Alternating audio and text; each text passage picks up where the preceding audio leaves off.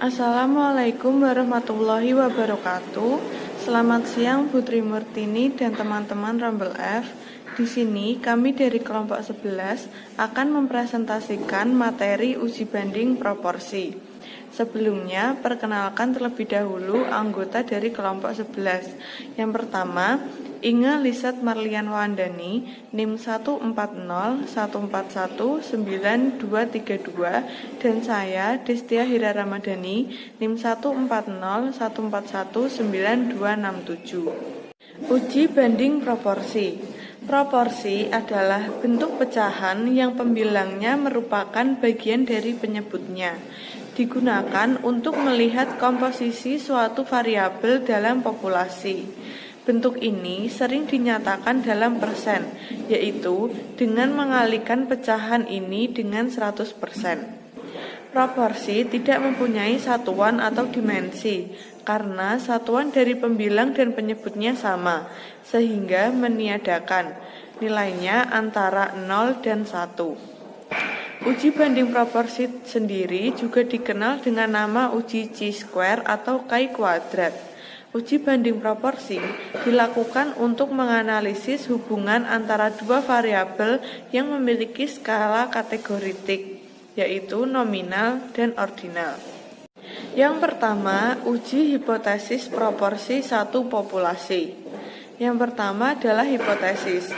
Hipotesis terdiri dari dua bentuk, yaitu hipotesis untuk uji dua arah dan hipotesis untuk uji satu arah.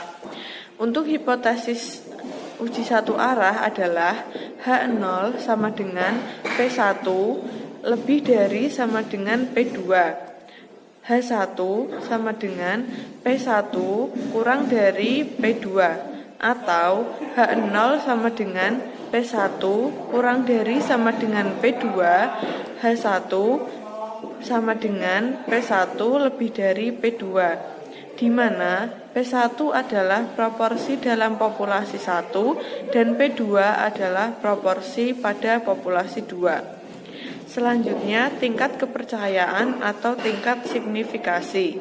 Tingkat kepercayaan yang sering digunakan dalam pengujian statistik adalah 95% atau 1 min alfa sama dengan 0,95.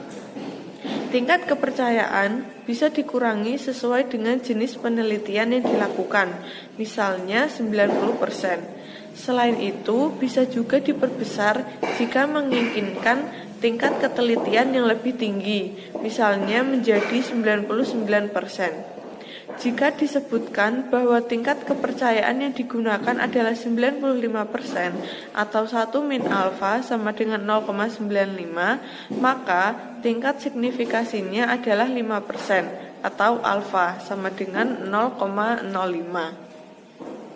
Selanjutnya adalah statistik uji. Statistik yang digunakan dalam uji proporsi satu populasi adalah Z sama dengan P min PO dibagi akar PO dalam kurung 1 min PO tutup kurung dibagi N. Selanjutnya, daerah kritis. Daerah kritis adalah titik yang digunakan pada pembagian keputusan, yaitu sebagai dasar untuk menolak atau tidak menolak H0. Titik kritis untuk uji satu arah adalah min Z alfa per 2 untuk H1 sama dengan P lebih kecil PO, atau Z alfa untuk H1 sama dengan P lebih besar PO. Dan yang selanjutnya adalah keputusan. Keputusan untuk uji satu arah adalah untuk H1 P lebih kecil PO tolak H0 apabila Z kurang dari min Z alfa. Untuk H1 P lebih besar PO ditolak H0 apabila Z lebih besar Z alfa. Yang kedua adalah uji hipotesis proporsi dua populasi. Uji hipotesis proporsi dua populasi adalah pengujian dua proporsi yang masing-masing proporsi tersebut berasal dari dua populasi yang berbeda serta independen. Pengujian dua proporsi digunakan ketika akan membandingkan apakah proporsi pada populasi pertama lebih kecil, sama dengan, atau lebih besar dibandingkan proporsi pada populasi kedua. Untuk hipotesis uji dua arah adalah H0 sama dengan P1 sama dengan P2. Untuk H1, P1 tidak sama dengan P2. Untuk tingkat kepercayaan atau tingkat signifikasinya, tingkat kepercayaan yang sering digunakan dalam pengujian statistik adalah 95% atau 1 min alfa sama dengan 0,95. Tingkat kepercayaan ini bisa dikurangi sesuai dengan jenis penelitian yang dilakukan, misalnya menjadi 90%. Selain itu, bisa juga diperbesar jika menginginkan tingkat ketelitian yang lebih tinggi, misalnya menjadi 99%. Jika disebutkan bahwa tingkat kepercayaan yang digunakan adalah 95% atau 1 min alfa sama dengan 0,95, maka tingkat signifikasinya adalah 5% atau alfa sama dengan 0,05. Selanjutnya adalah statistik uji. Statistik uji yang digunakan dalam uji proporsi dua populasi adalah Z sama dengan P1 min P2 per akar P dalam kurung 1 min P tutup kurung dalam kurung 1 per N1 plus 1 per N2, di mana P1 merupakan X1 per N1, P2 merupakan X2 per N2, dan P sama dengan X1 plus X2 per N1 plus N2. Dan P1 sendiri merupakan proporsi pada sampel 1, P2 adalah proporsi pada sampel 2, P adalah proporsi gabungan, X1 adalah banyaknya sukses pada sampel 1, X2 adalah banyaknya sukses pada sampel 2, N1 adalah banyaknya sampel 1, N2 adalah banyaknya sampel 2. Baik, untuk selanjutnya saya akan melakukan analisis uji hipotesis proporsi atau uji banding proporsi. Mohon maaf sebelumnya kepada Ibu Trimurtini dan juga teman-teman Rumble F semuanya. Kelompok kami belum dapat menemukan skripsi yang menggunakan uji banding proporsi. Nah, sehingga kelompok kami memutuskan untuk menggunakan pengaplikasian SPSS dengan menggunakan contoh soal yang kami peroleh dari Google. Nah, untuk soalnya adalah sebagai berikut. Misalkan dalam suatu sekolah, pihak sekolah beranggapan bahwa seharusnya 80% dari siswanya pandai matematika. Kemudian dilakukan penelitian untuk mengetahui apakah pernyataan dari pihak sekolah tersebut benar. Maka diambil 10 sampel data dan dari data sampel tersebut diketahui bahwa hanya 70% siswa yang pandai matematika. Apakah dapat dikatakan bahwa proporsi sampel berbeda dengan proporsi populasi? Lalu, apakah pernyataan pihak sekolah tidak didukung oleh sampel? Nah, untuk menjawab pertanyaan-pertanyaan di atas, maka perlu melakukan pengujian hipotesis, di mana untuk hipotesis 0, Pi sama dengan 0,8 atau proporsi sampel sama dengan 0,8. Kemudian untuk hipotesis alternatif atau H1-nya itu Pi kurang dari 0,8 atau proporsi sampel kurang dari 0,8. Kemudian pada soal juga diketahui bahwa sampel yang diambil ada 10, maka siswa yang pandai matematika itu ada 7 karena dari sampel 10 tersebut diketahui bahwa hanya 70% siswa yang pandai dalam matematika. Maka untuk sisanya atau yang 30%-nya itu berarti siswa yang tidak pandai matematika. Jadi siswa yang tidak pandai matematika ada 3. Kemudian Untuk uji hipotesis proporsi tunggal atau binomial test dengan menggunakan SPSS dapat dilakukan dengan langkah-langkah sebagai berikut. Yang pertama, kita buka terlebih dahulu aplikasi SPSS-nya. Nah, jika sudah, kita langsung menuju pada variabel view. Kita klik, kemudian kita isikan pada nama kolom pertama ini kita isi dengan pandai atau variabelnya kita isi dengan pandai. Kemudian untuk kolom kedua kita isi dengan frekuensi. Nah, setelah itu kita ubah desimalnya menjadi 0, baik yang variabelnya pandai maupun yang frekuensinya. Jika sudah, untuk variabel pandainya, bagian value ini kita isi dengan pengkodean untuk yang pandai dan yang tidak pandai. Untuk yang pandai kita misalkan angka 1. Lalu kita di sini tulis pandai. Itu kita tulis ya. Lalu kita tambahkan. Kemudian untuk yang tidak pandai kita kodekan dengan 2. Lalu kita labelnya kita isi dengan tidak. Setelah itu kita tambahkan lagi. Kemudian kita klik OK. Jika sudah, kita kembali lagi pada data view. Pada data view, bagian pandai ini kita isi dengan pengkodean tadi, di mana untuk yang pandai kita tadi kodekan dengan ya atau angka 1. Nah, untuk yang tidak pandai kita kodekan dengan angka 2 atau yang tidak pandai. Untuk frekuensi yang pandai itu ada 7 orang, karena presentasi dari penelitian setelah dilakukan penelitian itu dan setelah menggunakan 10 sampel, maka didapat 70% siswa yang pandai. Maka yang tidak pandai ada 30%, sehingga frekuensinya ada 3. Setelah semuanya terisi, kita klik data. Nah, bagian data ini kita pilih bagian weight cases.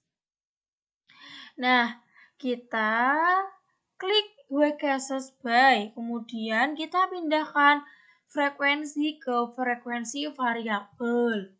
Jika sudah seperti ini, maka kita klik OK. Nah, jika sudah seperti ini, lalu kita kembali lagi ke bagian ini.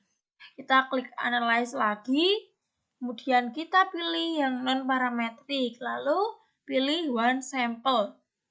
Kemudian kita klik scan data, tetapi ada beberapa aplikasi SPSS yang bisa langsung muncul seperti ini. Kemudian apabila sudah muncul seperti ini, kita klik setting. Nah, di bagian select an item ini, yang bagian choose a test, kita pilih yang customize. Nah, jika sudah, lalu kita pilih ada beberapa pilihan ini, kita pilih yang compare observed binary probability to hypothesis atau binomial test. Kita checklist. Setelah itu kita klik option.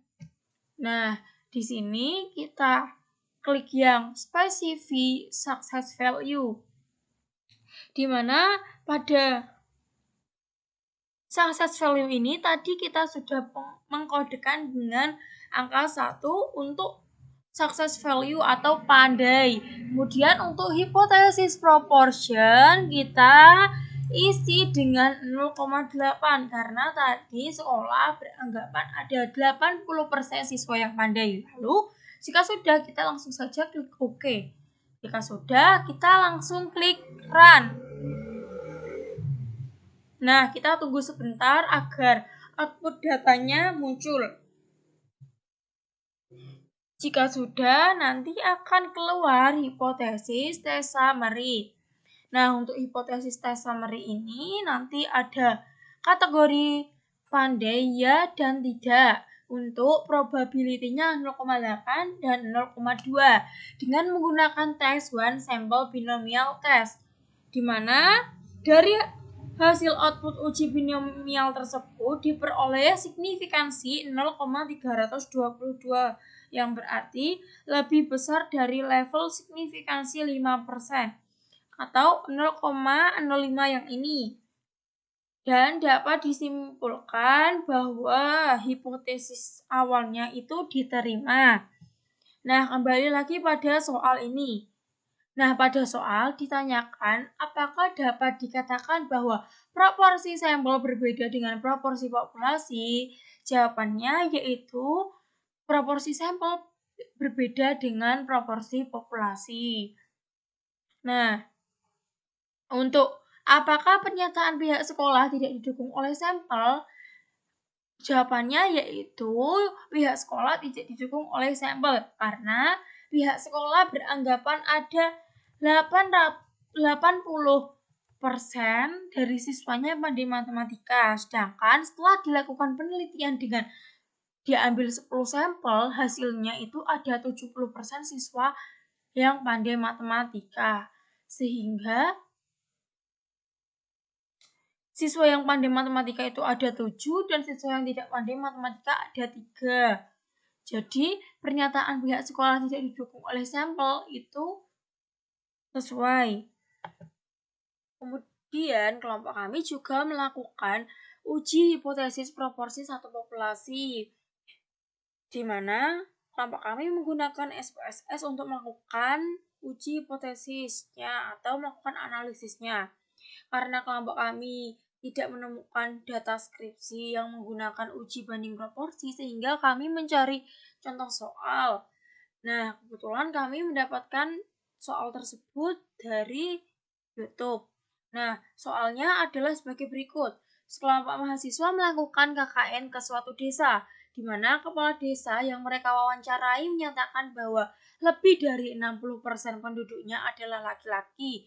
Kemudian, para mahasiswa melakukan survei secara acak kepada 44 masyarakat di sana dan diperoleh data sebagai berikut. Datanya pada tabel ini. Maka, bantulah mahasiswa tersebut untuk menyusun dan menguji hipotesis tersebut dengan tingkat signifikansi 5%. Diketahui dari soal tersebut, alfanya yaitu 0,05, didapat dari tingkat signifikansinya yang 5%. Kemudian untuk N atau jumlah datanya ada 44. Untuk laki-lakinya ada 24, sedangkan perempuannya ada 20, sehingga jumlah datanya ada 44. Yang ditanya pada soal ini yaitu uji proporsi satu populasi, yaitu proporsi dari laki-laki. Kemudian hipotesisnya yaitu untuk H0 sama dengan P kurang dari sama dengan 0,6. Dan hipotesis alternatifnya yaitu P lebih dari 0,6. Untuk melakukan uji hipotesis dengan menggunakan SPSS, yang pertama kita lakukan yaitu membuka aplikasi SPSS terlebih dahulu. Kemudian kita klik variabel view ini, lalu kita isi bagian variabel yang pertama kita isi dengan jenis kelamin. Kemudian untuk kolom yang kedua kita isi dengan frekuensi. Setelah itu kita ubah desimal pada variabel jenis kelamin dan juga frekuensi ini menjadi 0 semua. Lalu kita isi variabel jenis kelamin di bagian value-nya kita kodekan dengan kode 1 untuk laki-laki. Kemudian kita tambahkan. Lalu untuk kode 2 kita kodekan dengan perempuan. Kita tambahkan lagi. Lalu setelah itu kita klik OK. Jika sudah, lalu kita ke data view. Pada data view kita isikan terlebih dahulu pengodean tadi. Untuk laki-laki kita tulis 1, perempuan kita tulis 2. Untuk frekuensi dari laki-laki tadi ada 24 laki-laki. 24 laki-laki, kemudian untuk perempuannya itu ada 20. Jika sudah kita input semua, lalu kita klik data. Kemudian kita pilih weight cases. Kemudian kita klik frekuensi, lalu klik weight cases by, pindahkan frekuensi pada frekuensi variabel. Jika sudah, kita klik OK. Nah, nanti akan seperti ini. Kemudian kita kembali lagi pada data ini. Setelah itu kita klik analisis, pilih non-parametric test, lalu pilih yang one sample, klik scan data, lalu klik setting, kemudian kita pilih customize test. Nah, di sini kita checklist di bagian compare observed binary probability to hypothesis binomial test. Lalu kita klik bagian optionnya. Di bagian option kita klik specify success value, di mana success value-nya tadi untuk laki-laki kita kodekan dengan 1 atau angka 1. Kemudian untuk hipotesis proporsi atau yang diklasifikasikan tadi ada 60%. Jadi di sininya untuk hipotesis proporsinya ada 0,6. Nah, jika sudah, lalu kita klik OK. Karena tes optionnya biasanya sudah sama, maka langsung saja kita klik Run.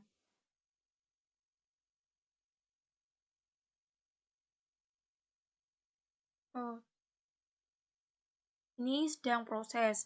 Nah, setelah muncul hasilnya, hasil outputnya, maka diperoleh hipotesis tes summary-nya itu dari kategori jenis kelamin, laki-laki dan perempuan dengan probability-nya 0,6 dan 0,4 dan menggunakan tes one sample binomial test dengan signifikannya 0,279 atau p-value-nya itu 0,279, di mana p-value-nya itu lebih besar dari alfanya yaitu 0,05. Sehingga dapat kita ketahui bahwa dalam uji ini kita gagal tolak H0-nya. Jadi, dengan tingkat signifikansi 5%, maka dapat dinyatakan bahwa proporsi penduduk laki-laki di desa tersebut lebih kecil atau sama dengan 60%. Cukup sekian video presentasi dari kelompok kami. Apabila ada salah-salah kata maupun ada kesalahan, kami mohon maaf. Terima kasih. Wassalamualaikum warahmatullahi wabarakatuh.